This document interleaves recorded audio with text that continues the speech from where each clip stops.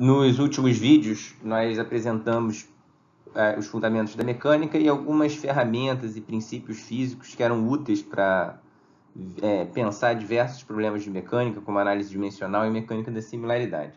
E agora a gente vai querer aplicar essas ferramentas em alguns casos específicos.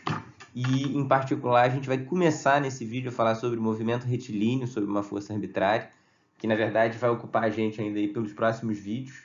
E a ideia é que é um caso mais simples, mas que a gente já consegue ver diversos aspectos profundos e importantes da mecânica. Então, como a gente comentou, o problema central da mecânica é a gente ser capaz de prever os movimentos, enfim, em última instância, né?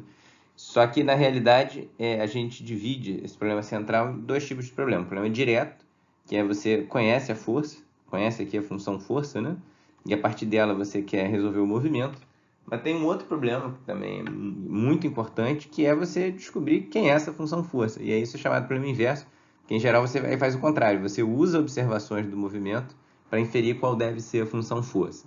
E a gente vai discutir bastante esses dois tipos de problema. O mais simples é o chamado problema direto, a gente vai começar por ele. Então, nesse vídeo a gente vai supor que essa função força é dada, tá? E depois a gente vai ver como que a gente pode fisicamente modelar quem ela deve ser. E a gente vai usar a notação mais usual, né? Mais simplificada, e escrever isso na forma direta F igual a MA, que é o que a gente está habituado. Mas lembrem dos vídeos anteriores, né? Quer dizer, o significado físico essencial dessa fórmula é justamente a possibilidade de se prever os movimentos. É o fato de que a aceleração é uma função, né, das posições e velocidades das partículas que compõem o sistema. Por isso que é uma equação diferencial de segunda ordem, o problema central da mecânica. Então, para a gente resolver esse problema, a gente tem que conhecer as condições iniciais. Aqui eu estou colocando só a posição inicial e a velocidade inicial da partícula de interesse que eu estou olhando, mas a força, em princípio, depende das posições de todo mundo que está no sistema, né? Porque se essa partícula está sujeita a uma força, como a gente discutiu nos vídeos passados, é porque ela está interagindo com outras partículas, né? Então, em princípio, como estava no slide anterior, a notação mais completa, isso é uma função de outras variáveis também. Então, a nossa intenção vai ser analisar essa equação de movimento seguindo graus sucessivos de complexidade, né? Indo do mais simples para o mais difícil e ligando aos pouquinhos as complicações. E o caso mais simples é o movimento retilíneo unidimensional. Mesmo esse caso, ele já tem várias sutilezas, como a gente vai ver. Então, tipicamente, quer dizer, se o mundo fosse unidimensional, isso daqui já seria diretamente uma equação unidimensional, né? Que seria um f de x, v e eventualmente do tempo, que seria um m vezes um d2x dt2. Mas, bom, a gente sabe que o mundo não é unidimensional, tá? Então, a primeira pergunta que eu quero começar abordando antes de analisar a matemática de uma EDO em um D é perguntar quais são as condições físicas que o sistema do nosso mundo tem que satisfazer para que o movimento dele seja um movimento retilíneo e possa, portanto, ser descrito dessa maneira mais simples. Que é, então, a pergunta que vai ocupar a gente nesse primeiro vídeo sobre o movimento retilíneo, que é as condições matemáticas e físicas para a gente estar nesse caso. Então, primeira condição... Então, beleza. O problema a gente tem um problema tridimensional, tá? Em que a força vai ser massa vezes aceleração. Então, isso é uma equação de segunda ordem, porque a aceleração, como a gente viu algumas vezes, né? Ela é derivada segunda da posição. E eu conheço as condições iniciais, tá? Para a minha partícula. E aí minha pergunta é, o que o movimento tem que satisfazer para ele ser retilíneo? Então, na prática, a gente sabe que o movimento é retilíneo, né? Se a partícula se move numa reta. Agora, fisicamente, o que vai ter que acontecer para esse ser o caso? Então, a primeira condição é que a velocidade inicial dela tem que ser paralelo à força que ela sofre no instante inicial, né? Ou seja, na posição inicial dela, na velocidade inicial dela. E esses três pontinhos é para lembrar que essa força é função também de um monte de gente que eu não estou colocando aqui, porque eu não estou, nesse momento, interessado neles. Mas essa força na posição inicial da partícula, no instante inicial de tempo, tem que ser paralela a V0. Por quê? Caso não seja, né? Se você começar com um V0 aqui e tiver uma força para cá, a força é proporcional à aceleração, então isso vai curvar o movimento, né? Já direto, vai ter uma aceleração centrípeta, né? E no caso, quer dizer, aqui eu estou dando um exemplo que elas são 90 graus, mas mesmo se não for 90 graus, né? Se for assim, como a gente vê lá na física 1, né? Se você tem uma aceleração inicial para cá, o movimento vai dar uma curvadinha, né? A parte tangencial vai fazer o módulo da velocidade ficar maior e a parte centrípeta vai girar a velocidade. Então, a primeira coisa, ela não é suficiente, mas a primeira coisa para o movimento ser retilíneo é a velocidade inicial ser paralelo à força que a partícula sofre inicialmente.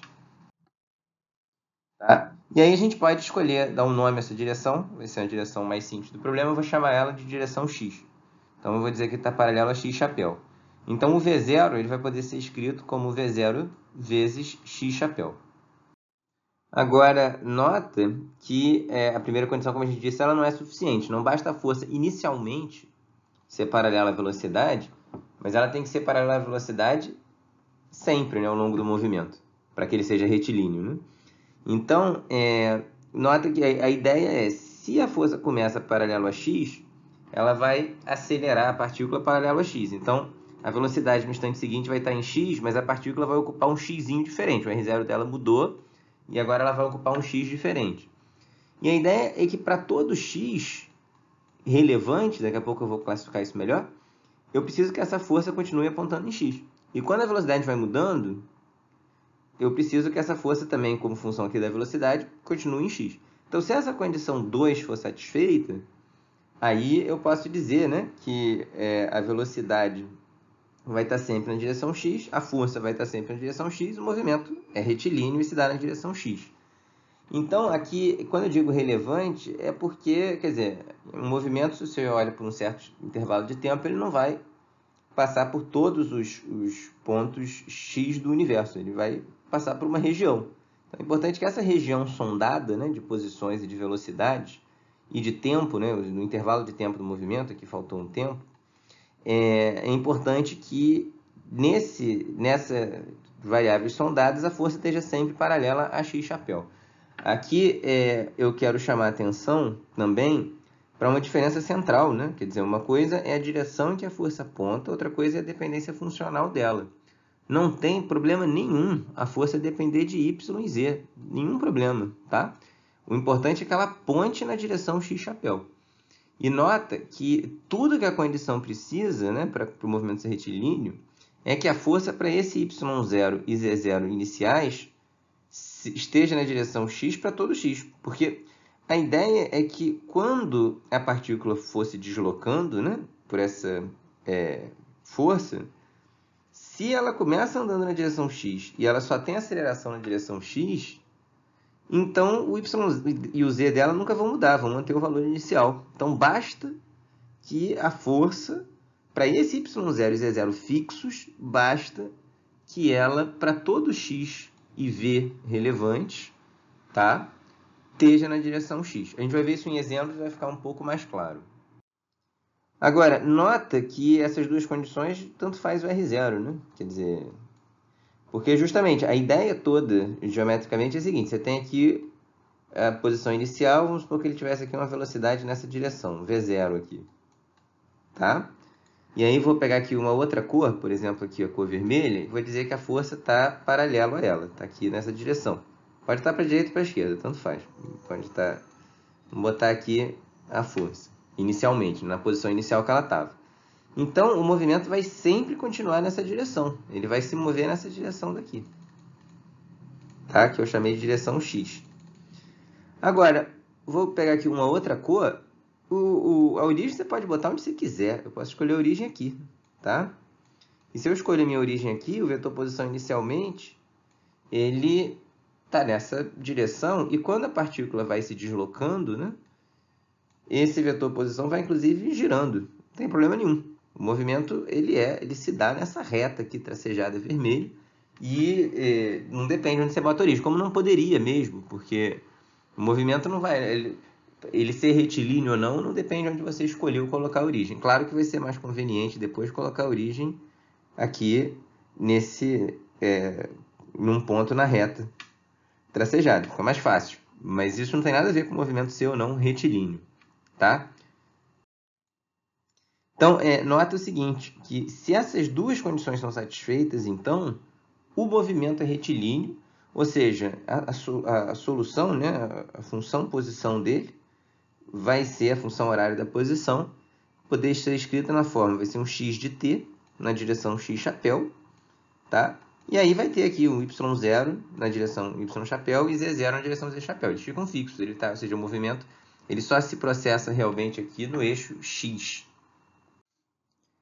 Agora, ainda o movimento sendo retilíneo, quer dizer, ainda assim, em princípio, nota que, do jeito como estava escrito antes, a força depende da posição, da velocidade, mas ela depende, lá estavam os 3 pontinhos, né? Ela depende do movimento de outras partículas, porque, afinal de contas, é o que a gente falou no início, se a partícula está acelerada, ela está interagindo com outras partículas, então não é só as variáveis dela que importam.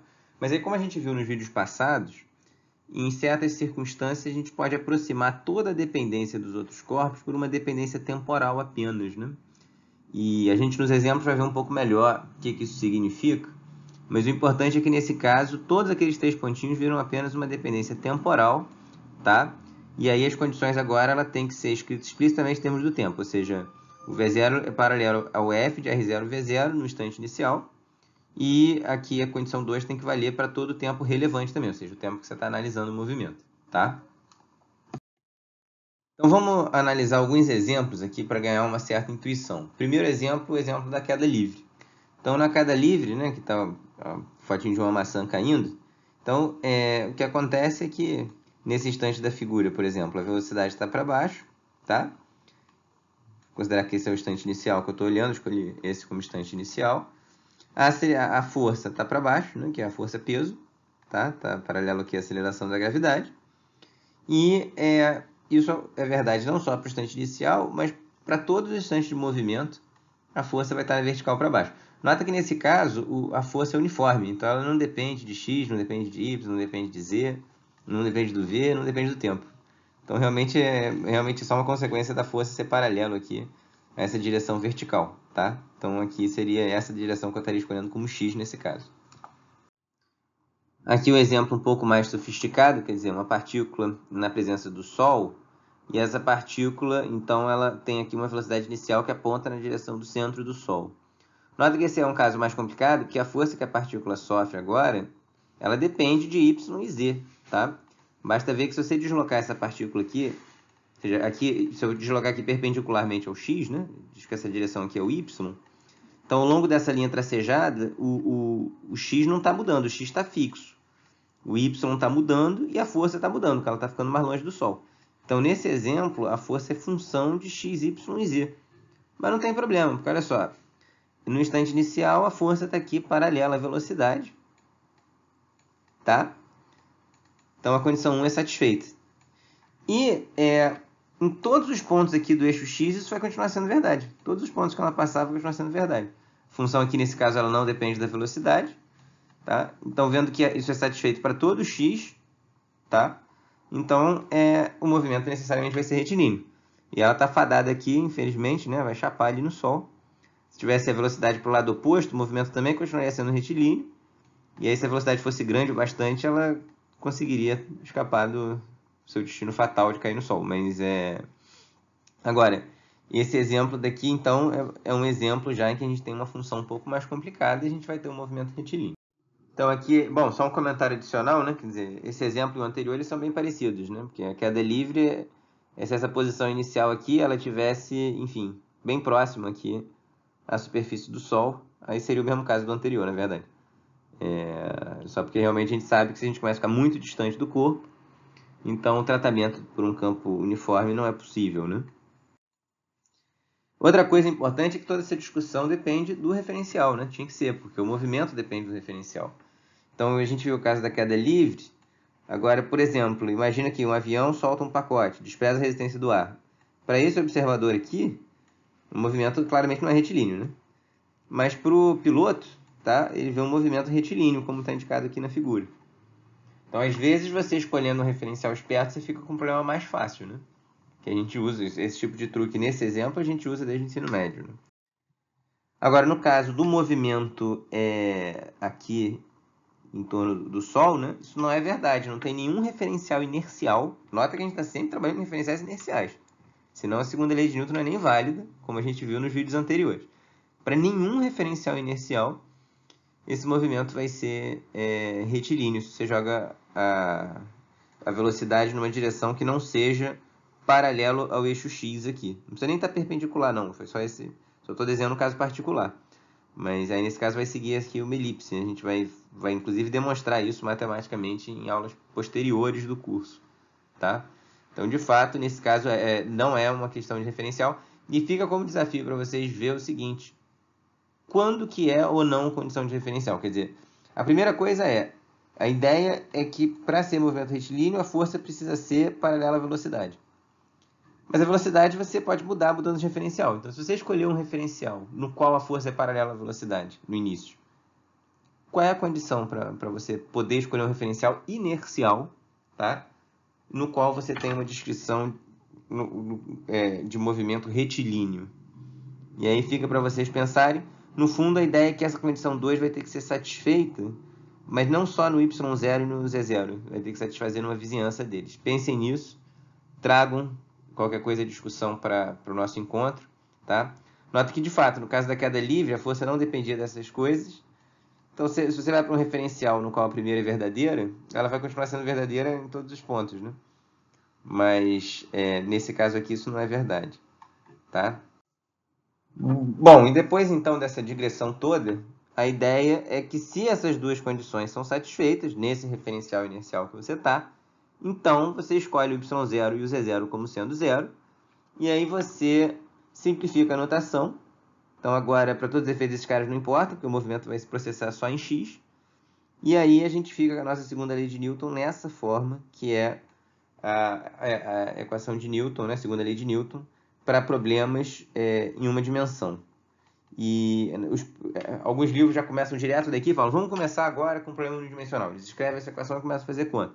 Mas eu acho que é importante a gente ter uma discussão física de que casos no nosso mundo podem ser descritos por uma equação dessa forma. E aí, nos próximos vídeos, a gente vai agora começar a explorar essa equação o máximo que a gente conseguir, tá ok? A gente vai ver que muitas propriedades importantes de mecânica, teoremas, leis de conservação, a ideia de por que é interessante usar leis de conservação, elas já podem ser apreciadas em problemas unidimensionais. E ao longo dos próximos vídeos a gente vai ver vários exemplos disso. Então, isso encerra esse vídeo. Peço para vocês trazerem dúvidas e comentários para o nosso encontro.